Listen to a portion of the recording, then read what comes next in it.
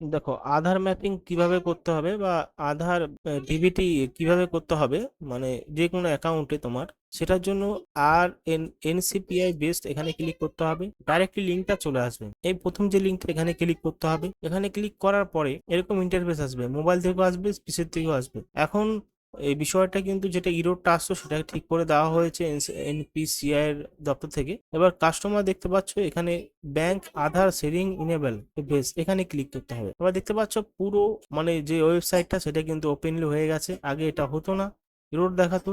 এবার কি করতে হবে, আধার ম্যাপিং স্ট্যাটাসের জন্য এখানে 3 নম্বর আধার ম্যাপ স্ট্যাটাস, এখানে ক্লিক করে আধার নাম্বার দেবে এবং এই ক্যাপচা কার্ডটা বসাবে। চেক স্ট্যাটাস ক্লিক করবে, একটা ওটিপি যাবে, সেই ওটিপি অনুযায়ী দেখিয়ে দেবে। তো আমি তোমাদেরকে দেখিয়ে দিচ্ছি কিভাবে দেখতে হয়। তো এখানে আমি কিন্তু আধার নাম্বার দিয়ে দিয়েছি, এবার আমাকে এখানে ক্যাপচা কোডটা বসাতে হবে।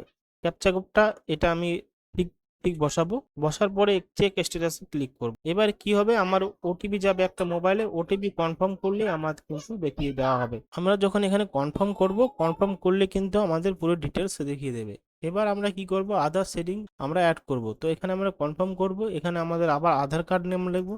আধার কার্ড দেওয়ার পরে আমরা এখানে আমরা কি করতে পারবো, সেটিং করতে পারবো, আমরা ক্যান্সেলও করতে পারবো। এবং আমরা সমস্ত কিছু যদি টাইমের মধ্যে না করি, আমাদের টাইম এখানে লেখা থাকবে 7 মিনিট বা 8 মিনিট। যদি না করতে পারি এরকম চলে আসবে, your session have expire, you must start fresh transaction again লেটেন্স। তো আমরা যাব আবার, আমি এটা তোমাদের দেখিয়ে দিলাম কারণ এই যে একটা সমস্যা হতে পারে সবার জন্য। আবার আমি ক্লিক করলাম, আবার আমি এখানে কাস্টমার যাব এবং এখানে আমি ব্যাংক স্টেটমেন্টে ক্লিক করব। তো এখানে অপশনটা চলে আসবে। আসার পরে আমি এখান থেকে যেটা আগে খুলেছিলাম সেটা আমি বন্ধ করে দিলাম, লিভ করে দিলাম। এখন আমার আগেরটা চলে আসবে, এখান থেকে একটু টাইম লাগবে আসতে।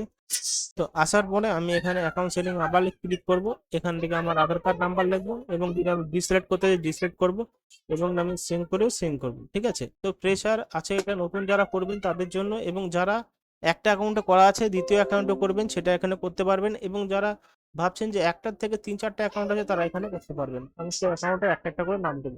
তো এখানে সিলেক্ট করতে হবে অ্যাকাউন্ট, এখানে অ্যাকাউন্ট নাম্বার দিতে হবে যে অ্যাকাউন্টটা করছি, এবং এখানে আমি কনফার্ম অ্যাকাউন্ট নাম্বার দেবো। এবং যদি আমি নতুন হয়ে থাকি, এখানে নতুন হয়ে থাকে ফ্রেশ সেটিং এ লিখবে, এখানে অ্যাকাউন্ট নাম্বার লাগবে, এখানে অ্যাকাউন্ট নাম্বার দেবো। এবং যদি আমি আমার অন্য দুটো অ্যাকাউন্ট রয়েছে, আমি দুটো অ্যাকাউন্টে করতে চাই, এখানে করবো। এবং দুটো অ্যাকাউন্টের বেশি যদি থাকে তো এখানে আমি ক্লিক করে দেবো। ঠিক আছে, এবার অ্যাকাউন্ট নাম্বার দেবো এবং কনফার্ম অ্যাকাউন্ট নাম্বার দিয়ে আমি যেহেতু আমি ফ্রেশারে ক্লিক করে ফ্রেশারে করবো, এখানে করার পরে আমি এখানে সাবমিটিং করে দেবো, ক্যাপচা কোডটা বসিয়ে দিয়ে সাবমিট করে দেবো। এবং সমস্ত স্ট্যাটাস কিভাবে দেখবো, হওয়ার পরে আমরা ওটিপি চলে আসবো, ওটিপিটা আমি চেক করে এবং রিকোয়েস্ট স্ট্যাটাস চেক করবো। এখন আমার কাছে যে আধার নাম্বার আমার নাম্বার অ্যাড করা আছে সেই আধার নাম্বারে একটা চলে যাবে হলো রেফারেন্স কোডটা এখানে দেবো এবং আমি যে তারিখে করেছিলাম তারিখটা সিলেক্ট করে নেবো। এখান থেকে এভাবে করা যাবে। করার পরে আমি ডিসেন্ডিং যদি করে থাকি ডিসেন্ডিং এ আমি ক্লিক করবো, যদি যেটা ওঠাতে চাই এবং যেটা আমি নিমাতে চাই তো অ্যাড করতে চাই তো এখানে সেন্ড ক্লিক করবো। তো আমি যেটা করেছিলাম প্রেসারের জন্য প্রেসার এবং অন্য অ্যাকাউন্টের জন্য এখন চেক চেক